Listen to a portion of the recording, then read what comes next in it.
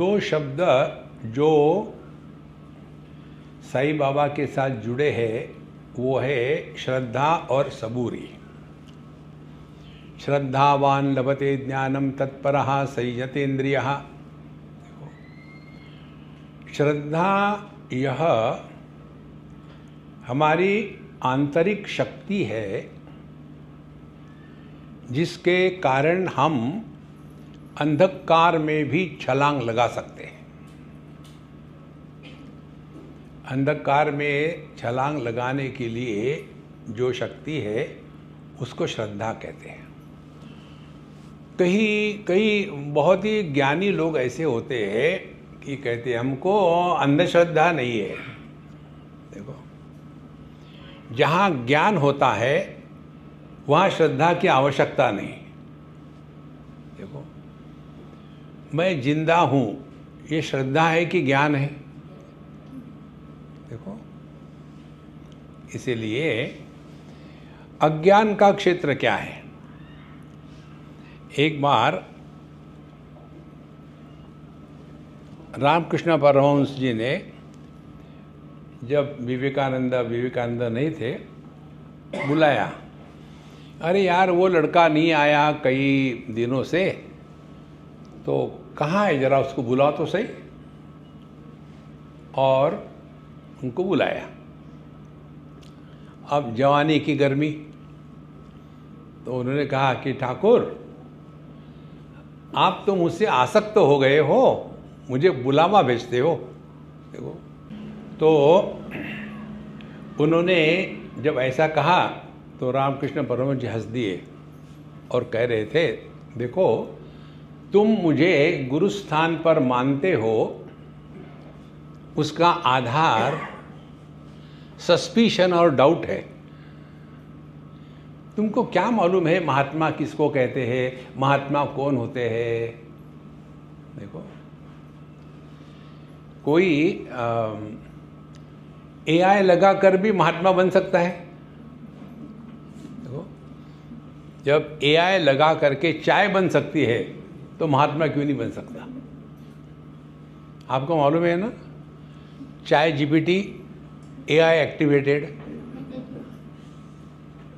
देखो, AI activated माने उसमें ए फॉर अदरक, आई फॉर इलायची।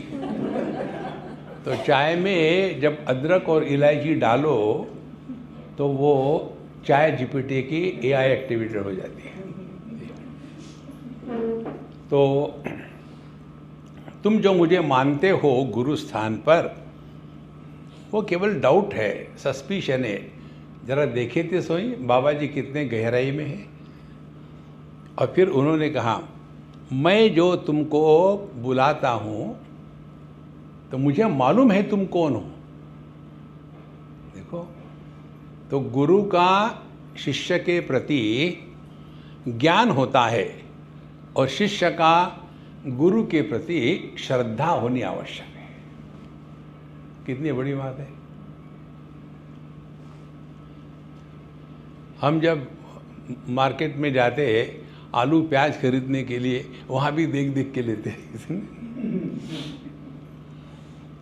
तो जिस क्षेत्र का हमको ज्ञान नहीं है उसको प्राप्त करने के लिए जिसके पास हम जाएंगे उसके बारे में सस्पिशन होगा, तो उस ज्ञान को हम स्वीकार नहीं करेंगे।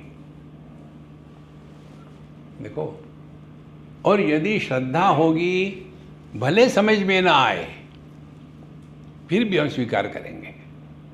जैसे हम लोग जब कहीं भी जाते हैं तो जीपीएस लगाते हैं।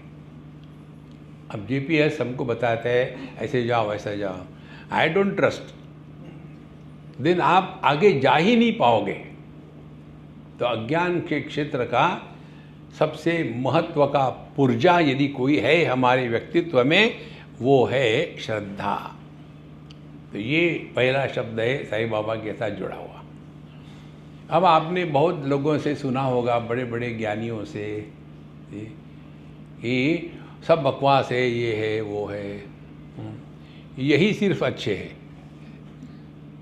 देखो महाराज, जिसके बारे में हमको ज्ञान नहीं, उसके बारे में हमको कुछ बोलने का अधिकार नहीं है। तो श्रद्धावान लभते ज्ञान। अब किसी भी वस्तु के प्राप्ति के लिए समय लगता है, ओवरनाइट कुछ नहीं मिलता।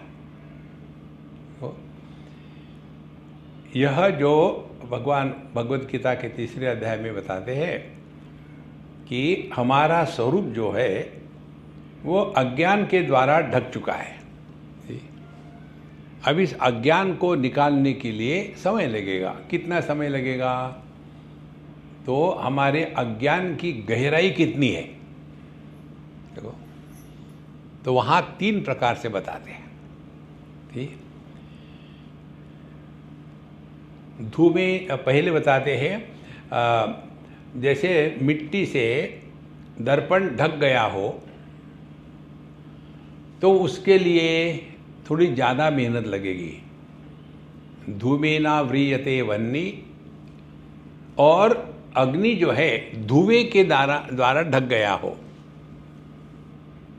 देखो, तो धुएं के द्वारा अग्नि ढक गया हो तो मेहनत कम लगेगी, थोड़ा हाथ हिलाओ दिख पड़ेगा अग्नि, या तो धुएं में हाथ डालो, एकदम साक्षात अनुभव हो जाएगा। और उस दर्पण पर थोड़ी मिट्टी लगी हो तो थोड़ी मेहनत करनी पड़ेगी, ज़्यादा समय लगेगा, क्योंकि जो कवरिंग है, जो उसको ढक रहा है, वो उतनी मात्रा में तगड़ा है। अब एक और आगे जाओ, यथोल्बेनावृतो गर्भः, और किसी के पेट में बच्चा है। अब हमारे भारतवर्ष में जेंडर क्या है ये टेस्ट करने का अलाउ नहीं है, तो फिर क्या करें? निकाल के देके रख दे? हाँ, आपको पूरा 9 महीने वेट करना पड़ेगा। तो जितनी गहराई का हमारा अज्ञान होगा उतने मात्रा में आपको पेशेंस चाहिए। सबूरी माने पेशेंस। देखो, तो जिस व्यक्ति के जीवन में पेशेंस नहीं है वो पेशेंट बन जाता है।